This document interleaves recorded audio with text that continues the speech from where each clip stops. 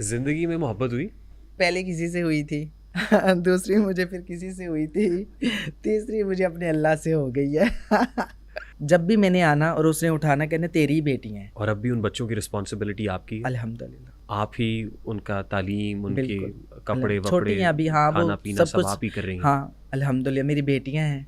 क्या वजह हुई मोहब्बत में नाकामी की? वजह क्या हुई? दो प्यार करने वाले मोहब्बत करते हैं, उनकी शादी होती है, तो हमारे तो ऐसा कोई सीन नहीं है, तो ऐसा फिर ठीक है। जिंदगी में मोहब्बत हुई? हाँ कितनी मोहब्बतें हुई? मुझे एक हुई है, एक हुई? दो हुई है, तीसरी हुई है पहले किसी से हुई थी दूसरी मुझे फिर किसी से हुई थी, तीसरी मुझे अपने अल्लाह से हो गई है ठीक चले। और वो पक्की पक्की हो गई है। अल्लाह मुझे इस पर इस्तकामत दे। और जो पहली हुई थी वो कहते हैं एक मोहब्बत, वो भी नाकाम मोहब्बत, नाकाम, दूसरी भी नाकाम मगर इससे भी काम चलाया जा सकता है। कुछ नहीं हासिल। कुछ हासिल नहीं हुआ? क्या वजह हुई मोहब्बत में नाकामी की? वजह क्या हुई? नाकामी की वजह, दो प्यार करने वाले मोहब्बत करते हैं, उनकी शादी होती है, तो हमारे तो ऐसा कोई सीन नहीं है, तो ऐसा फिर ठीक है। किसी ने फेल समझाया? हो गया नहीं, अपने दिल को खुद ही समझा लिया।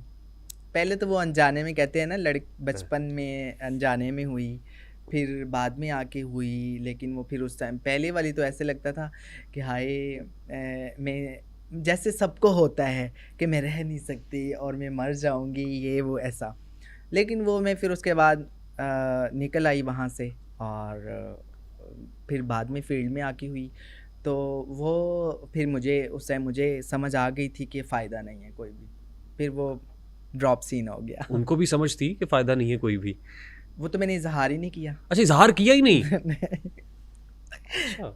मन ही मन में रह गई सारी बातें एक हम घर बना रहे थे, तो मैं अपने दूसरे भाई को कह रही हूँ कि ये जो कॉर्नर वाली साइड है ना, उसके दो साइडें थी, तो मैंने कहा जी ये जो कॉर्नर वाली साइड है ना, तो ये नुमान को देनी है, जिस भाई का इंतकाल हुआ है? जो इसका इंतकाल हुआ है। उस टाइम वो ज़िंदा था। ठीक। तो मैं अपने दूसरे भाई को कह रही हूँ कि ये वाली कॉर्नर वाली साइड ना, ये नुमान को देनी है। वो कह रहे नहीं नहीं, मेरे भाई बहुत अच्छे हैं। तो उसने कहा कि नहीं नहीं, हाँ कोई मसला नहीं है, होना चाहिए सारा कुछ। तो अल्लाह पाक उनको क्या पता था कि वो ऐसी दुनिया से चले गए। ऐसी दुनिया से चले जाएंगे? कोई याद है कोई बात भाई की, और या बहुत सताती हो वो एक जुमला, वो एक याद? वो जो जब भी उसकी बेटी होती थी ना, मैं घर जाती थी, पता चलता था कि बेटी हुई है, और मैं देखने के लिए जाती थी खुशी खुशी। हाँ। वो दूसरे चारों भाइयों को भी अल्लाह ने औलादें दी, हाँ। लेकिन उसके वो चार, उसके पांच जितने भी बच्चे हुए, एक बेटी उसकी फौत हुई और एक बेटा, और तीन बेटियां उसकी हैं, दो, एक बेटी और बेटा फौत हो गए थे। तो जब भी मैं घर आती थी देखने के लिए, तो वो बेटियां उठा के मेरी झोली में डाल देते, और वो कहते थे कि ये तेरी बेटियां हैं। जब भी मैंने आना और उसने उठाना, कहने तेरी ही बेटियां हैं, तो मेरा तो सिर्फ नाम ही है, ये बेटियां तेरी हैं। वो बात बहुत तकलीफ़ देती है कि वो पक्के पक्की मेरी झोली में डाल गया। और अब भी उन बच्चों की रिस्पॉन्सिबिलिटी आपकी है? अल्हम्दुलिल्लाह। आप ही उनका तालीम, उनके बिल्कुल। कपड़े छोटी वपड़े, हैं अभी, हाँ खाना वो पीना सब सब कुछ। आप ही कर रही हैं? हाँ अल्हम्दुलिल्लाह, मेरी बेटियां हैं, हम्म।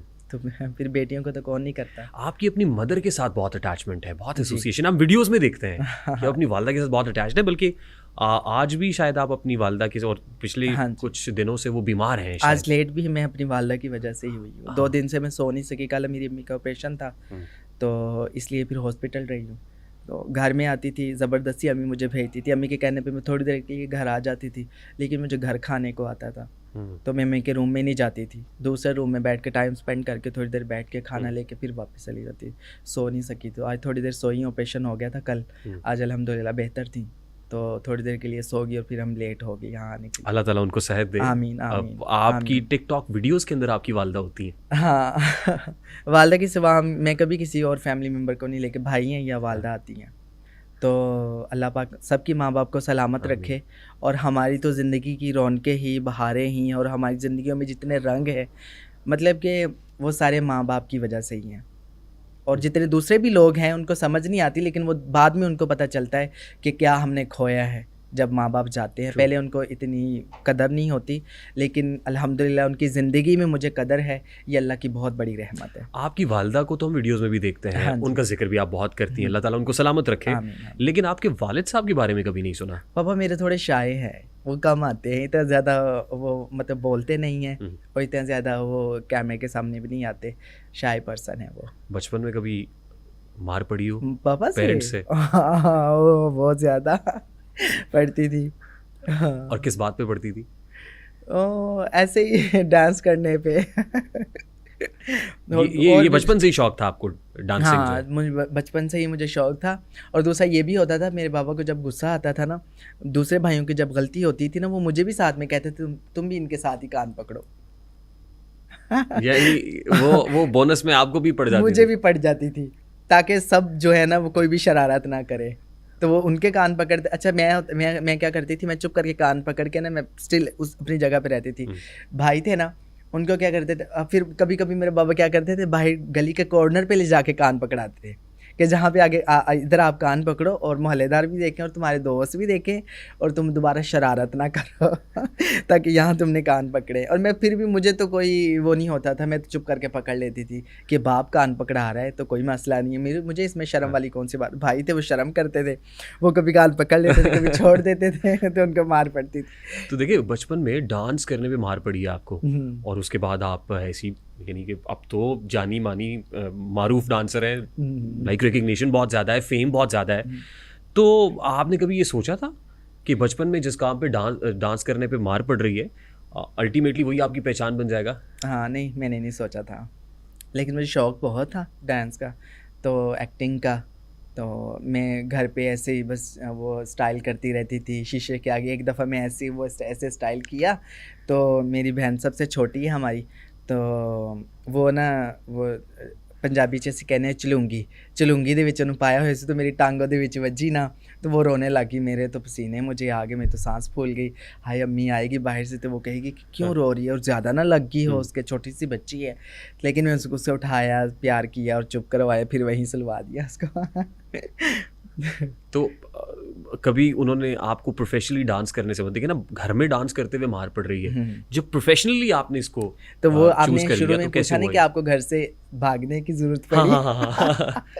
तो वो तभी पड़ी है ना, फिर मैं वहाँ से सीधा रावलपिंडी चली गई हाँ, घर उसके से। बारे में कुछ बताइए ना, ये हुआ कैसे? आई मीन ये मतलब कि मैं वही अपने घर के हालात से ही करना चाहती थी, और सब कुछ वेल सेटेड करना चाहती थी। और उन दिनों 50,000 मेरे लिए तो, और मैं तो सोचती थी, मैं उस टाइम उम्र भी इतनी नहीं थी, और मुझे लग रहा था कि ये 50,000 जो है ना, ये बहुत ज़्यादा रकम है।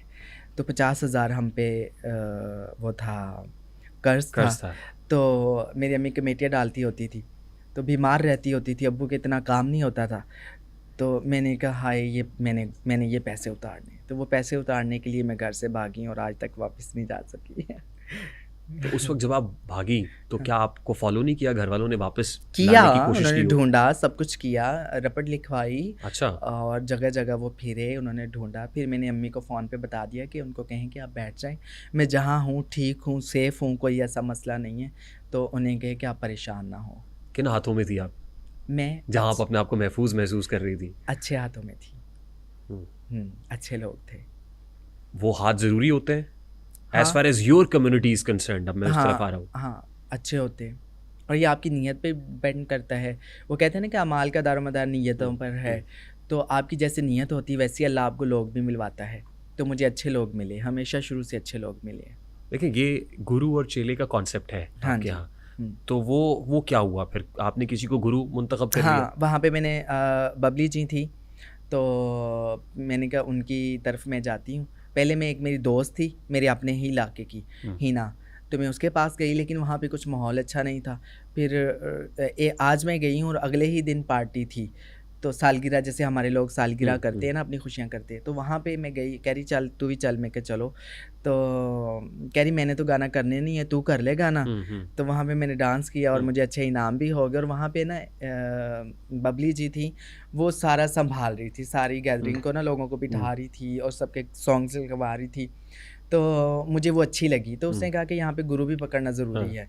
तो मैंने कहा चले मुझे उसके पास ले जाएं, फिर मैं उनके पास चली जाती हूँ और हम्म, उनको चटाई देती हूँ और उनको गुरु मानती हूँ अपना।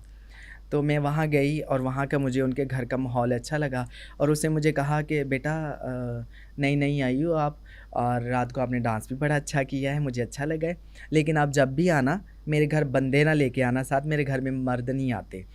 तो मुझे उनकी बात वो क्लिक की, मुझे अच्छा लगा, मैंने कहा अच्छा बंदे नहीं आते, मैंने कहा ये तो माहौल अच्छा है, ये तो सही है। फिर मैं तो सिर्फ़ उनको चटाई दे के वापस मैंने आना था।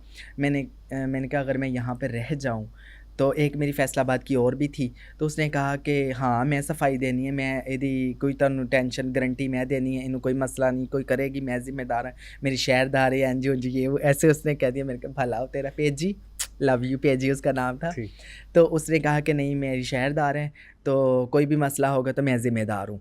तो फिर उसने मुझे कहा कि ठीक है रह जाएँ आप, और वो जो मुझे मेरी दोस्त थी वो मुझे कोहनियाँ मार रही थी, नहीं रहना इधर चल, चल।